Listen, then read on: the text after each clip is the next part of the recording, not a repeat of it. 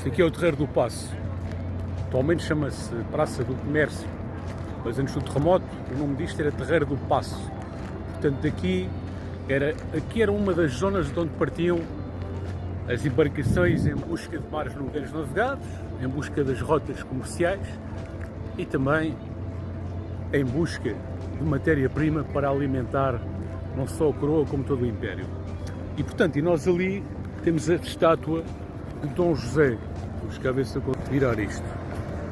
O Dom José foi o rei que reinou durante o tempo de Pombal. Pombal, digamos que era uma espécie de primeiro-ministro. Era o Sebastião José de Carvalho e Mel, da família dos Carvalhos, da média nobreza.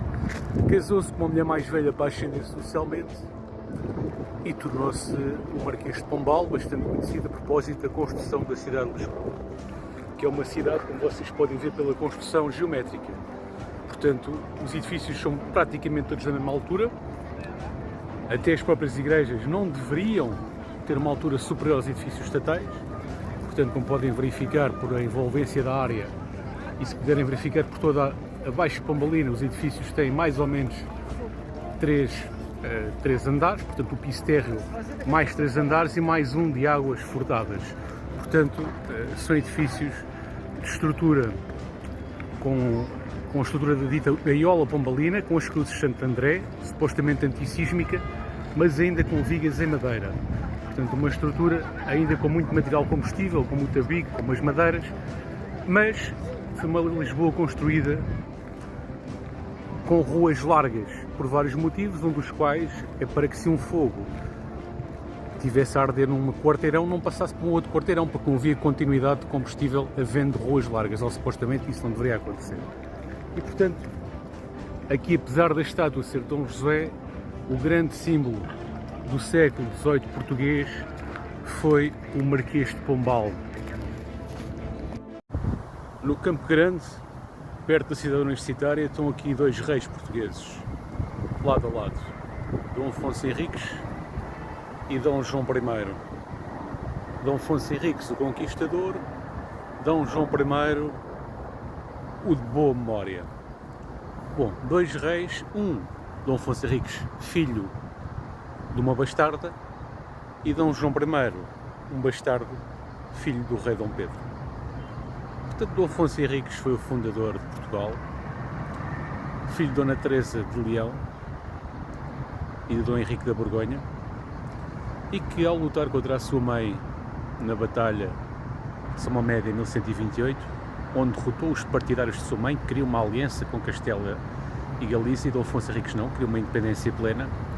Ao ter essa vitória, mais tarde também com a vitória na Batalha de 1139, Batalha de Ourique, foi elevado a rei à velha condição visigótica, porque os visigodos, antes de estarem cá os mouros, estavam cá os visigodos e os suevos, e a velha maneira visigótica de considerar alguém rei era em campo de batalha. E Dom Afonso Henriques herdou essa velha tradição. Em 1179 conseguiu o reconhecimento de Portugal enquanto país independente com a bula Manifestus Probatum, onde Alexandre III reconheceu Portugal como um reino independente. Antes disso tínhamos tido com o Tratado de Zamora, 1143, onde Dom Afonso Henriques e seu primo de Leão e Castela chegaram a um acordo de paz, que também no fundo sela uma independência portucalense. Ali está Dom João I, o de boa memória, mestre da ordem monástico-militar de Aviso, o filho bastardo do rei Dom Pedro. Não é o filho do rei Dom Pedro com a Inês de Castro, é o filho do rei Dom Pedro com a Teresa Lourenço. E o Dom João I foi aquele que nos garantiu a independência em 1385 na Batalha de Aljubarrota, onde, aliado ao Condestável, venceram essa grande batalha, e também com a lendária Padra de Aljubarrota, que matou 7 castelhanos, etc., como vocês conhecem. Dom João I fundou uma nova dinastia, uma gloriosa dinastia, onde foi do casamento entre Dom João I e Filipa de Lencastre que a aliança luso-britânica ficou ainda mais garantida. O famoso Tratado de Windsor, que foi reforçado com esse tal casamento, e de onde nasceram 7 infantes, que é, como Camões diz, a ínclita geração de infantes. E esta dinastia, no fundo, foi a que expandiu Portugal, a que alargou territórios e tornou Portugal o Império da Cristandade, o Império presente em 4 continentes, o Império Português. Bom, isto é tudo de improviso, mas acho que não me enganei, basicamente é isto. Portanto, é um bom local a visitar. Forte abraço. Esta é a estátua de Dom João I, conhecido como de boa memória. Antes de ser rei, era conhecido como o mestre da ordem monástico-militar de Viz. Foi ele que consolidou o Tratado de Windsor, ao casar-se com Filipa de Lencastre e ao ter filhos, que foram, como Camões diz, a ínclita geração de infantes, e foi ele que iniciou a expansão marítima com a conquista de Ceuta, ou com a tomada de Ceuta em 1415.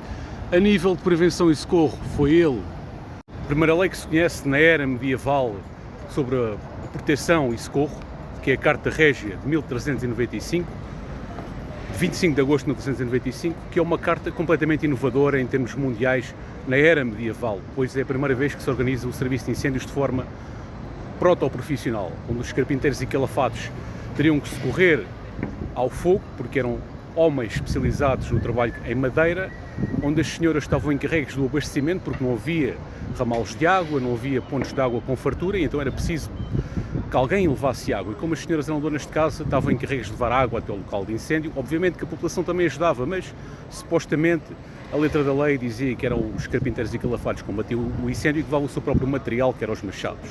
Para além do mais, também havia uma medida preventiva, que era os pregoeiros, todas as noites iam pregoar às pessoas para terem atenção ao fogo lá de casa. Também eram nomeados 100 corretores, que são os atuais polícias, para não permitirem que houvesse roubos durante essa calamidade que é os incêndios. Igreja de São Domingos, no coração de Lisboa, normalmente fecha após o toque das Trindades, às 19 horas, e no dia de 13 para 14 de 1959 aconteceu um incêndio com origem no telhado que devastou completamente a igreja. Os chapadores deslocaram-se para o local, tiveram um combate heroico e conseguiram salvar as paredes da igreja, que ainda hoje lá existem como marcas, como cicatrizes daquilo que se passou. São paredes negras que, no fundo, remetem às cicatrizes. E a cicatriz é algo positivo, porque significa que foi sarado e que está vivo e imune da doença. E, portanto, a igreja de São Domingos está viva e recomenda-se. São Domingos carrega as marcas do passado, carrega as marcas de 2 terremotos, carrega as marcas de uma inundação e carrega as marcas deste incêndio de 1959. O interior que vemos hoje resulta sobretudo da grande reconstrução do século XVIII. Com o incêndio, aquilo que era colorido, luminoso e revestido de imitações de mármore ficou negro, queimado e áspero. E este negro não é pintura, é memória do que é visível. Hoje só o teto foi reconstruído, seguindo a escala do anterior. Mas o que poderia ter sido feito naquela época, ao nível de prevenção, sem anacronismos históricos? Muito pouco. Não existia sistemas automáticos, não existia iluminação elétrica condizente, não existiam materiais retardantes da chama. A prevenção era possível limitando-se a 3 coisas: vigilância humana, controle rigoroso de velas e manutenção regular das estruturas em madeira. E mesmo assim os grandes incêndios urbanos da época eram quase inevitáveis. Aconteciam em Lisboa, Londres, Paris e Roma. Por isso esta igreja, mais do que um monumento queimado, é um lembrete para mostrar-nos que o fogo faz, mas também o que a resiliência humana constrói depois. E a lição é simples: o passado ensina-nos a proteger o futuro e é preciso conhecer a história e agir.